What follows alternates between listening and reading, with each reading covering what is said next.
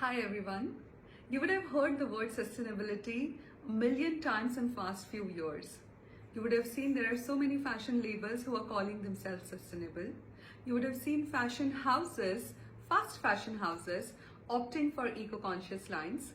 There are influencers who are talking about slow fashion and recommending you to rewear, repeat, restyle, mend your clothes, upcycle. There are fashion activists who are actually going out and talking and asking brands, who made my clothes? And there are yet some people who are promoting, I support local. These are all very different ways to kind of promote a concept called sustainability. But what exactly is sustainability for a layman, for a consumer, for you to understand what is sustainability? We at Cicerone are launching a series to decode what does sustainability mean from starting till the end and the various ways of it. Sustainability in simple terms means producing, marketing and using any product, let's say in fashion, it is clothes, jewelry and shoes, in such a way that it has minimum impact on planet, people and animals. Simple, but it is very difficult to actually implement it. Let's face it, all the population of the world is affected by fashion. Everyone wears clothes, right? So it means fashion actually has a lot of impact on the way the world is functioning. Fashion does not generally mean only the fashion industry, just the fashion designers or retailers or exporters. It is actually also linked with agriculture, transportation, and various other ancillary businesses which also contribute into environmental impact. So let us decode what does sustainability mean through an example of how one t-shirt is made. One cotton t-shirt, yes, the one that you wear every single day probably. Most of you would have about 10 t-shirts or more depending on your inclination towards fashion. So let's look at that.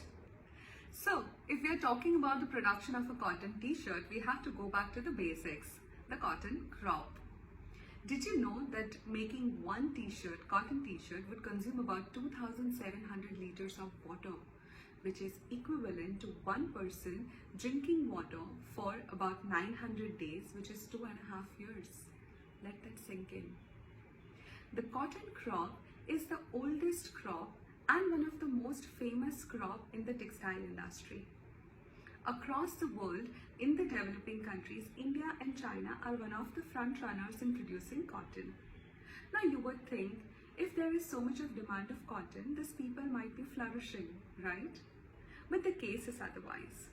There are approximately 100 million households working across the globe in the farm labor for cotton, and about 300 million people approximately employed into it in the various categories and sectors of cotton farming.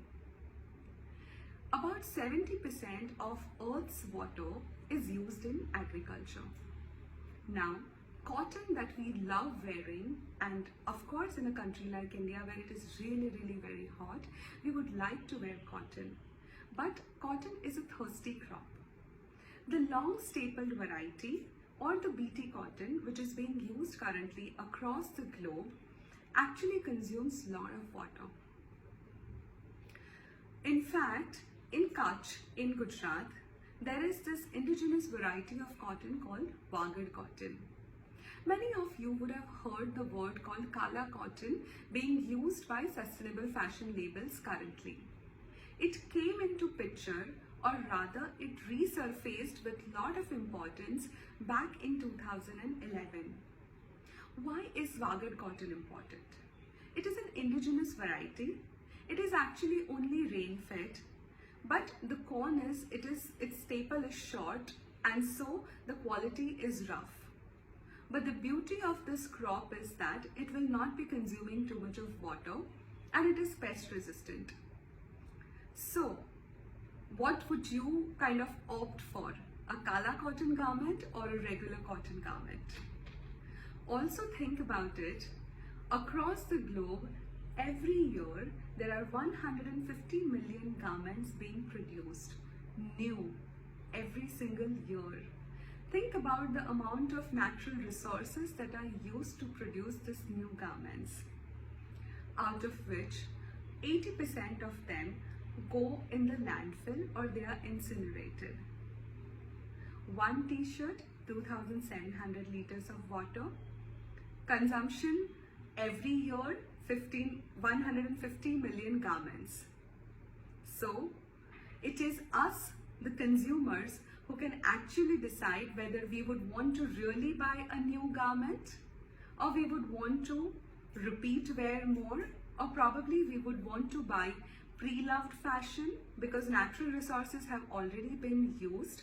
We would want to buy vintage fashion. Probably would we want to swap with our friends? I don't know what would be the answer.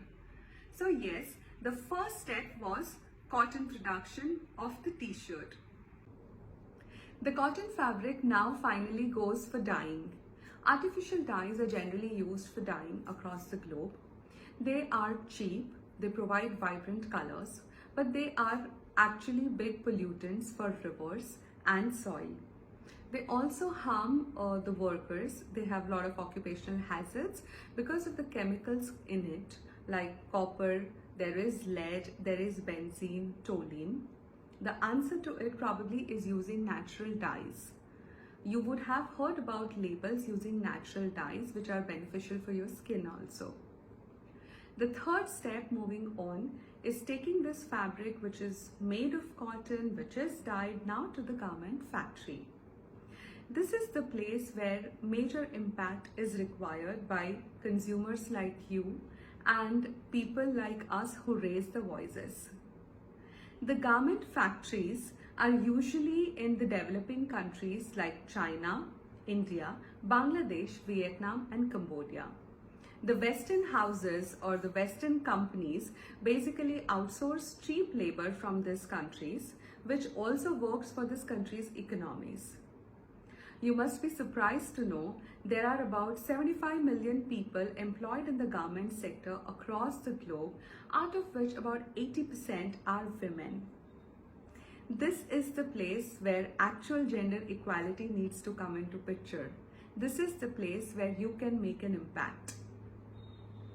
In the garment factories, one particular incident shook the entire world back in 2013. It was a dark day in Bangladesh on 24th of April. Rana Plaza building collapsed. 1,100 people died, 2,500 people were injured, and most of them were women and young girls. This incident shook the entire textile and fashion industry, and a movement was born out of it called Fashion Revolution, where the activists gathered together and started asking the garment factory owners, fashion houses about the basic human rights, working condition, and living wages for the people who are employed in these companies. These people are very meagerly paid, and most of the time they do not have the right standards of even working. So this is number one issue in the garment factory. The second issue, which is related to fabric waste, is also seen. Think about it, 150 million garments are produced in the entire year, out of which 20% of the fabric that is cut goes on ground as waste while cutting, because the design is different and probably there is a lot of fabric wastage that is there. What do the garment factories do about this wastage? Is it upcycled? Can they make utilitarian accessories out of it? Can they make new garments out of it? For now, most of the factories let go of this waste, and so it adds to the landfill.